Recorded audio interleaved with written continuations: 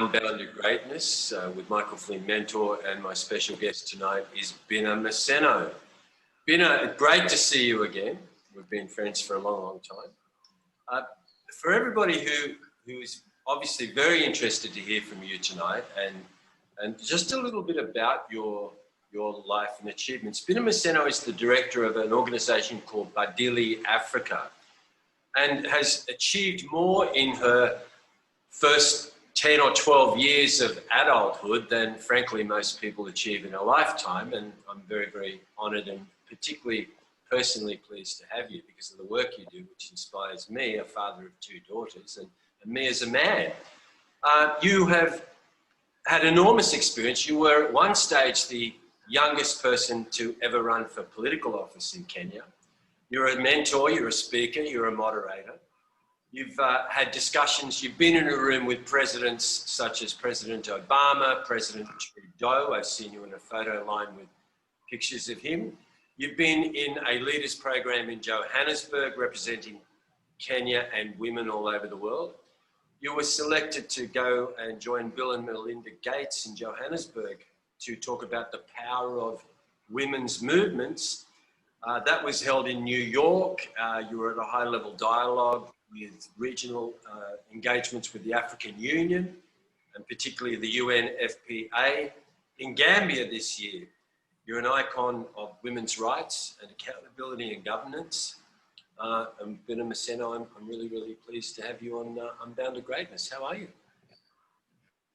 Hi, thank you so much for having me, Michael Flynn. I also do really appreciate the kind of work that you're doing, the conversations that you're having, your story from where you began to where you're at right now. And I think I just want to appreciate your effort in terms of hosting such conversations. You know, I always say, as a community mobilizer, it takes a lot to organize and bring people together for something. So it takes conviction, it takes discipline, it takes hard work to really, really bring people together. So I think I also want to appreciate you, your team, for the kind of conversations that you're having. Thank you very much for saying that, Bina. We've got a mutual admiration society. Look, the thing that fascinates me about you, and really is central to the theme of Unbounded Greatness, is what has driven you? How have you achieved so much in a very short time frame? What was the mindset that gave rise to the passion for the Where did you get your incredible drive and sense of purpose? You were already running for office at 23 years of age. Clearly a mindset of, I want to change Kenya, I want to change the world. We'll get deeper into the work you do with Badili in a minute. What was the mindset of teenage Bina who became this women's titan that is speaking here on Unbounded Greatness tonight? I think I want to say, number one, my background, you know, the kind of family, you know, like where I came from, or rather the community where I grew up in. So I was brought up in Kayole, and Kayole is one of the informal settlements here in, you know, in Nairobi. And half the time, like, there's no good news that comes from Kayole. Like, literally, there's no good news. Like, anytime, even like my community is featured in the news, it's got to be something with someone has been gunned down. It's got to be something to do with teenage pregnancy. It's got to be something to do with violence. Like, even right now, if you just key in the name Kayole, like that is what you'll see. Literally, it's something to do with either crime, you know. So that's the community I grew up in, and that's where I also studied in a school called Mwangaza Primary in the same community. And it's also sad because I also saw my friends take a different route, you know, like, you know, my close friends that I grew up with, you know, it's so sad that, and, you know, that most of them are no longer, you know, like are no longer here with us, you know, like currently. So that also was like a driving force, because I was really, really scared in terms of what my fate looked like, and if I could do something to change that around me, you know, rather, and even for my friends and generally my community. And I think also the kind of mentors that I've had, you know, I always say I get to do what I do and I get to shine because of the shoulders that I'm standing on, you know. So people see me and the times they're like, oh yeah, but I'm really, really standing on the shoulders of giants and guys who have very strong shoulders. And I think even for me, personally, the challenge is always, how am I going to strengthen my shoulders to be strong enough for the next person who's going to stand on them? Because I am tall because I stand on shoulders of really, really giants who mentor me, who hold me accountable, who push me, who refine my ideas, who hold me accountable to my, to my own vision. And I think lastly, I just want to say, and I just want to give this example. I once read, there's this popular book I think many people have read. Is it Rich Dad, Poor Dad? Mm. And I think there was an expression in there, and there was like two families. One person had 5 kids, and two people, both of them had 5 kids. So this one person, when they were asked why they didn't make it in life, they said, oh my God, if it wasn't for these 5 kids, I would have made it in life. I would have been a wealthy person. I would have been so far. I would have achieved my goals and all that. And I would have lived my full, potential and all that. And then the other person who still had 5 kids said, because of these 5 kids, I have to make it. I have to be wealthy. I have to live out my potential because of these 5 kids. So that just those two mindsets. And I decided to be the second person and not say, because of my background, I won't make it, and be like, because of my background, I literally have to make it, and of course that brings in the question of success and how we define it. I think for me, it's way beyond material things, but more of how is my community, my relationships, how are they better? How do I, how are they better because I exist or because of what I do? How are they better? Pretty much. That's a great story. Is the glass half full or half empty? And you decided it was half full, and that you used a very powerful word, accountability. And that I get a sense listening to you, you've embraced the idea that your past or the place you grew up in is not a definition of your future or where you're going in life. What made you, Bina, run for Parliament at only 23 years of age? I mean, let's be honest, Bina, that is not normal. It's outstanding. What did you learn? What made you do it? And what did you learn by doing it? First of all, I think I'd like to say one of the things, or rather one of the words rather that describes me is I'm a very curious person, and also passionate and ambitious as well. And I think for me, it was, the fact that I began internalizing how political decisions affect me at a young age, how political decisions affect the kind of food that I eat, where I stay, the roads that I use. But I think more importantly, it was because when I look at it and when I look at myself, even as a young woman, women, and especially young women, bear the brunt of poor politics in whichever place, and especially in developing countries, talk about female genital mutilation, talk about, young women trafficking. I think the other day we saw a story in the news about young women who are being trafficked to, Malindi. Is it Malindi or Kilifi? And they were between 14 to 17 years old, and they were, I think, caught in some house, getting ready to actually be taken to Malindi, talk about sanitation and, lack of water. I mean, women, young women, you go through menstruation, if you have to go look for water, fetch water in a distant area, it is mainly young women, or rather women and girls who actually do that job. Talk about poor healthcare in the country. It's mainly young women and rather women and girls who really take care of also people who are sick at home, mainly they are the main caregivers. So when you look at it and you internalize it that way, you realize, when it comes to better service delivery, it is impacted by your participation or lack thereof in these political processes. And for me, again, in my area, in my community, we really, all these issues that I've spoken about, when it comes to poor sanitation, when it comes to, just lack of water, when it comes to poor education, when it comes to opportunities, like all those particular issues. And when the elections got closer, I thought, and that together with my friends who we mobilized people with at the community level to have this kind of dialogues, we were like, this is an opportunity really to sit at that decision-making table and understand how these leaders make these decisions and how they prioritize issues. So I was in campus then. I was a second year. I had been, supported and tried to raise money to go to campus. So it really, it really came as a shock, even to my own parents who thought I'm not serious. My mom was really, really disappointed in me because she was like, we don't even have money, and we had to go to greater lengths to fundraise and have you run for this political seat. So, but then for me, those particular reasons, I was like, you know what, this is an opportunity to actually sit on that particular table. And that is what drove me to actually run for office at 22, I think turning 23. That's amazing.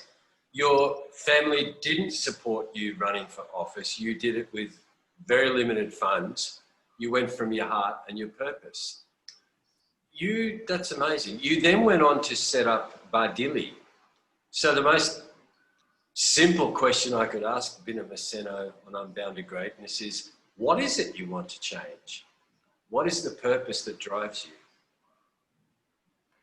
I think, so first of all, for Badili Africa, we merge beauty with civic dialogues for political for political awareness in Africa.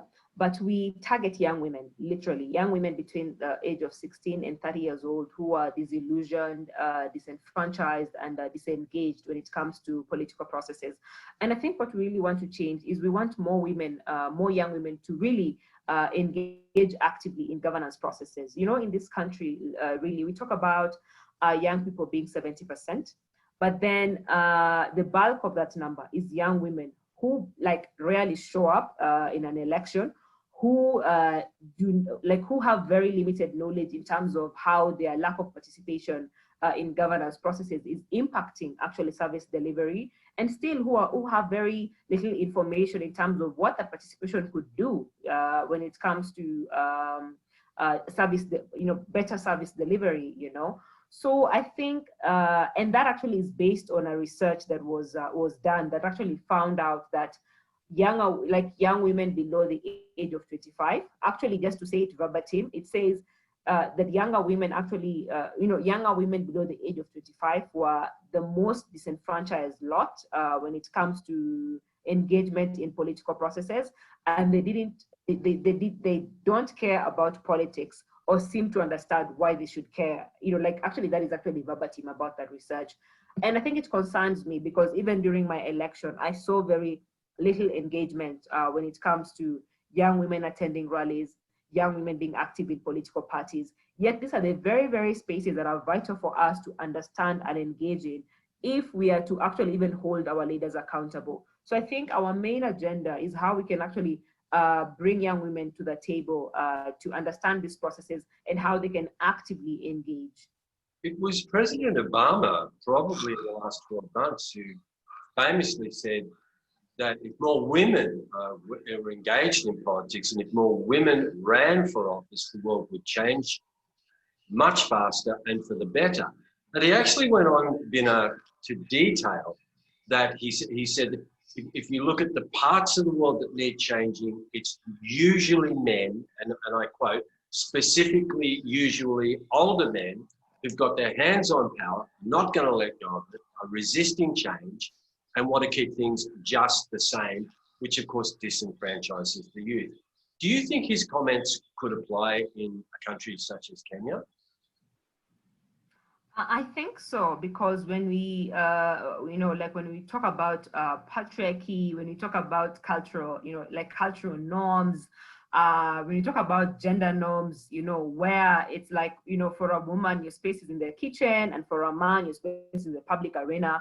When we talk about spaces, where we have gender-based violence, even even when it comes to elections, your women and girls are prevented from engaging in that particular space simply because they are women, So I think President Obama's statements couldn't be truer, actually, like globally, like literally across the world, but even more so, in our country where we still suffer that. I mean, look at right now, we're talking about the 2/3 gender rule in this particular country. The bare minimum as set by the United Nations is 30% representation, right? And even by our constitution, is 30% representation of any, of any gender when it comes to electoral politics and representation in our parliaments. But then Kenya, we're still lagging behind because we are currently at 22% compared with our East African neighbors who are at 35%, and with, of course, Rwanda leading at 63% representation of women in parliament. So I think there's so many other reasons that lead to that, and that is why we've seen all these discussions in terms of dissolving parliament. We saw the other day our own Chief Justice giving an advisory for our president to dissolve parliament because it is not met the bare minimum of representation when it comes to, like 2/3 of representation in parliament. So I think we still have a long way to go. We still have a long way to go to get to a point where we're talking about equality in every sphere, actually. We were also, when we were preparing for this, talking about women, the work of Badili and beauty. And you stated quite provocatively that there's this sense that a woman cannot be both beautiful and intelligent. Obviously, looking at you, Bina, you're a walking example to the contrary. I also, as you know, happen to partner with a very beautiful young woman called Shiko, whose IQ is off the map, and it's fabulous for our audiences to engage. Is it true? Is this a misperception in Kenya that beauty and intelligence can't reside in the same human being? I think it's a misconception everywhere, even globally. I think we've seen even powerful women like Hillary Clinton, Michelle Obama. We've seen powerful women being picked on when it comes to how they present themselves, how they look, literally just to divert the agenda to, away from, their priorities. I mean, we've seen beauty like literally being prioritized over the policies women are presenting, which is really, really sad that you go out there, you're quite serious, and someone just decides to discuss your shoe or to discuss how you look. And I think it's still part of the symptoms, like literally, it's still part of the symptoms of patriarchy. But then on the other side, it's the fact that it really repels many young women who feel like they have to look a certain way to be accepted. They have to tone down on their femininity to be accepted. So I think why we actually took that path as Badili, because you see, for us, our main concern is that you understand how politics translates to your everyday life, how it affects your everyday life. So for us, even the mere fact that we use that is to actually, we use it as a mobilizing tool to attract young women to this particular space and tell them, listen, we are all about the idea of not leaving anyone behind. And we tell them, we just want you to come and engage. Initially, when I was taking stock of my political campaign, I began doing, hosting civic conversations at the community. And I realized we were not like attracting, especially young women, to come and discuss these political issues. We would still end up attracting men or rather even older women who understand these particular issues, So when we started introducing like glam sessions, just merging beauty with those conversations, all of a sudden we just started getting, traction. Like we would just get all these women, young women come to our sessions who would otherwise not be caught near a politically oriented conversation. So we adopted it as a strategy to especially attract those girls who are disillusioned and disengaged by politics, but also to show people, like intelligence and beauty are not mutually exclusive. I don't think it is fair that young women have to tone down, or rather any woman has to tone down on how they look to be seen or heard. And it still goes on to the same thing of patriarchy. Politics has a look, politics has a hairstyle, politics has a language, and it's male, it is not female. Today, if you wear a mohawk and you want to run for political seat, they'll focus more on how you look than your policies and than your agenda. I think for us, what we're trying to say is, come as you are. Our main concern is, do you understand how politics affects you? Do you understand the history of women in this particular country, and that we are standing on the shoulders of giants, and we have to work hard towards passing the baton? And to do that, we have to engage everybody. So I think for us, we just use it as a strategy. And also we want to normalize as well, like being accepted the way we are. Because men don't have to tone down on how they look to be seen or heard. They show up whenever and however. Anytime I'm having coffee with someone and they're being invited to an interview, especially when I'm having coffee with a guy and they're being invited for an interview, because most of the time we're in these political spaces, they don't even worry about how they look. They just go. They just buy a newspaper, familiarize with whatever is happening, and then they just show up, So I think for us, it's more of using it as a mobilizing tool. What is the big change you seek? What happens if Badili meets its major goal, which is to get participation and many more women to participate in political awareness and to be actively involved? Not necessarily actively involved in politics, but you've spoken about understanding the impact of politics on their suffering is what I get. That's what you're talking. Talk to us about that. I think for us, what we've been able to actually see at Badili is, some of the women who've been part of our discussions, have gone ahead to actually mobilize, their peers to understand these political issues and be curious even about the budgets in their community. Like, okay, how does this budget, how do they account for this when it comes to this particular budget? And I've even had the opportunity of being invited by some of these young women. I think there's one amazing young woman actually, who always amazes me. She's called Alvin Rita.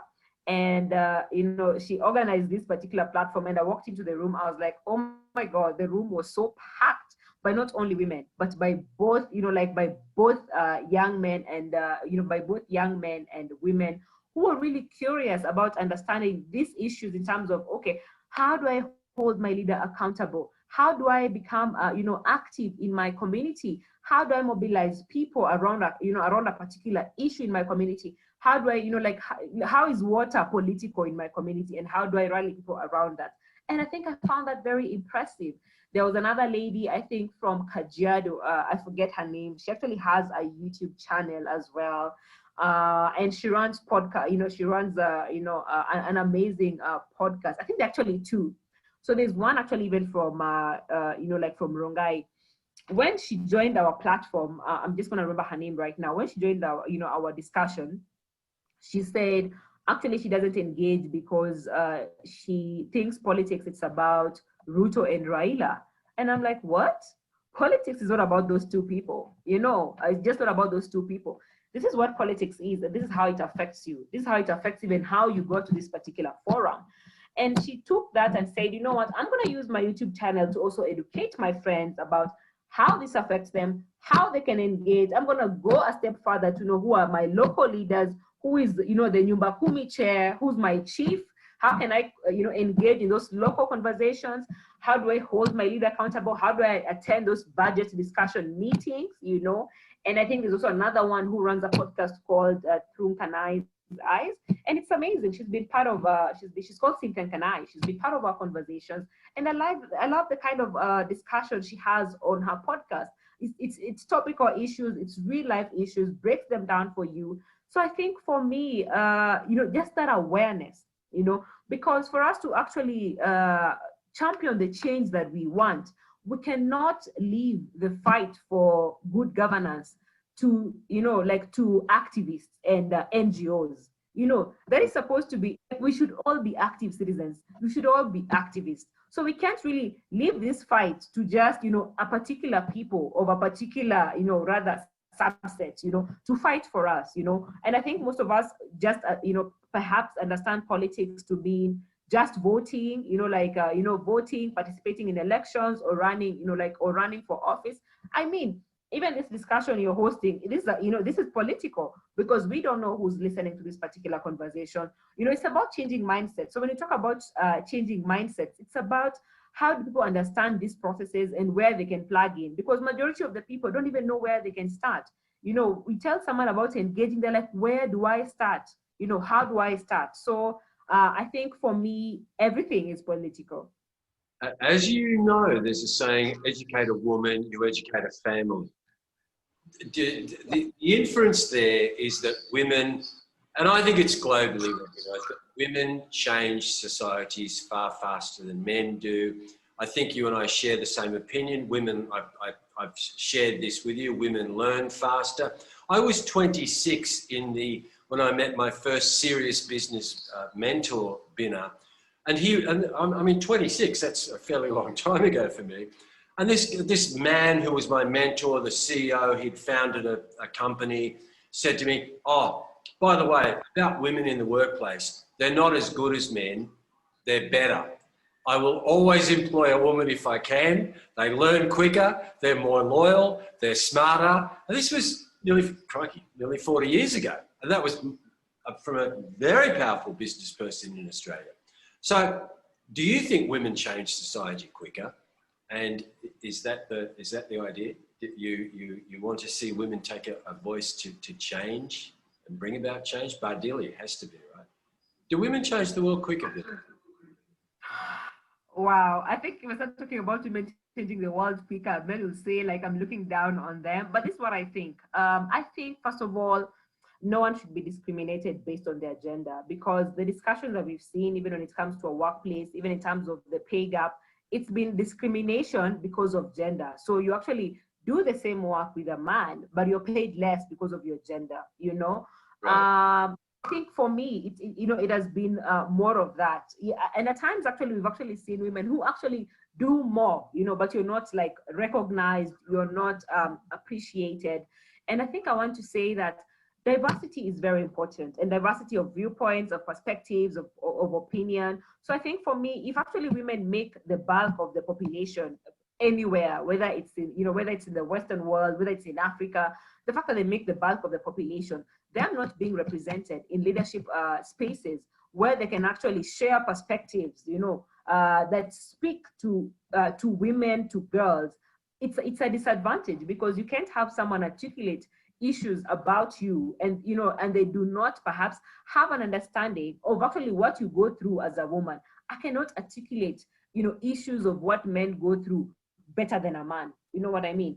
So I think for me, it is more of the fact that we don't even like include them in those particular spaces. We are really missing out, in a big way, in terms of this particular, the gifts, the talent, the knowledge that impact women, or rather just all of us in one way or another. So I think I'd probably just speak to more of embracing equality, embracing equality, especially, at the workplace. Yeah. But just to comment, I think, and of course this is slightly out, if we are, slightly off, like off the track. If we are to look up, if we are to look at the leaders who've managed this pandemic well, women are leading. Literally, women are leading in terms of leaders who've managed this pandemic well. So if we are to go by that, I think we should have more women in leadership. Well, all the countries are doing. It's been, in terms of managing the COVID-19 pandemic, are led by women. So maybe we should try more women. That's very true. If you look at the records of countries like Finland, New Zealand, absolutely, they've got a fabulous record of change, positive change, happier societies, and much smarter. It's true. Bina, we're running out of time. There's just one other thing I wanted to talk to you about. To everybody who's listening to Unbounded Greatness, this is Bina Maseno, an outstanding woman and a mum. There's not many men that I know of can be a mum and a powerhouse woman at the same time. How do you like being a mum? I believe your young one has turned 1 yesterday. Is that right? Yeah. How do you juggle? Do you like being a mum? And how do you juggle motherhood and your intense schedule changing lives at Badili? We're running out of time, a short answer, but share that with me. I love being a mom. I enjoy being a mom. I didn't think people have extra time until I became a mom. So I used to think, what was I doing with some of my weekends when I was not a mom? I was like, what was I doing? I just want to go back to some of those weekends. I'm like, nowadays I can't even tell, what I'm, like my weekends are taken, like all my weekends are taken. Like I really have to schedule coffee. So I didn't even know, I didn't know that. But I think for me, I also want to say having a supportive partner has been quite helpful, really, really quite helpful in terms of remaining focused and staying focused in my career and the aspirations we have for Badili Africa. I think having a supportive partner or a supportive system around you, let's say if you're a single mom, a supportive system around you of friends and family members who are there for you really, really, really helps. And also being open to accepting help. I think most of the time we want to show we are super women and super mamas and we can do it all. You cannot do it all. We cannot do it all. Be open to accepting help. I think you've just said a very, very powerful thing. There's a quote from Tony Robbins I came across recently, which I've been using quite a bit. You can't be good for others, all you mums out there, unless you're good for you. So some time on self-preservation, because women give so much, don't they? And mothers give so much, it's so innate in women's DNA. And yet there's got to be a time when women rejuvenate and come to a program like my UPP or come to a lecture at Badili and sit and participate with a group of powerful people, not just women, but men too, and actually invest some time in their own growth and their own learning. Bina, one last message from you. How would you describe yourself and what would be the greatest gift for you in Badili that you could imagine? What would you like to see most? How would I describe myself? I think I'm always curious. And because I'm always curious, I'm curious in the sense that I look forward to what Badili, the plans we have for Badili, even as we look forward to our election. I hope we're going to have more, more young women participate in the electoral processes, vote, you know what I mean? I think we're going to have a large turnout of first-time voters as compared to 2017. So I'm more curious to see more people actually show up and vote in this particular election. And I think as well, of course, we are also always trying to fundraise at Badili to be able to work in different counties as well, especially also the marginalized counties, because right now we are not like we are more active in like Nairobi rather as compared to some of the counties would like to expand to. So we are always fundraising for that and also partnering with other people. So I'm always curious in terms of the partnerships we're able to make, the people I'm meeting, amazing people like you as well, that we partner together and do amazing work at the end of the day and the impact we're able to make as well. Bina Maseno, we are out of time. It has been a huge pleasure to see you again and to have you speak to us on Unbounded Greatness. Everybody listening, you can reach Bina Maseno at Badili Africa, www.badili.com.kb, I think. You can certainly contact me on my page if you want that email forwarded to you. Bina Maseno, you're an outstanding, powerful woman changing Kenya and changing the world. I applaud you and thank you very, very much for being on Unbounded Greatness. Good night, everybody. Thank you so much for having me, guys. And please do not be a bystander when it comes to our politics, people. Thank you so much for having me, to you and your team, Michael Flynn. Thank you for the work that you do. Be inspired, everybody. Asante sana.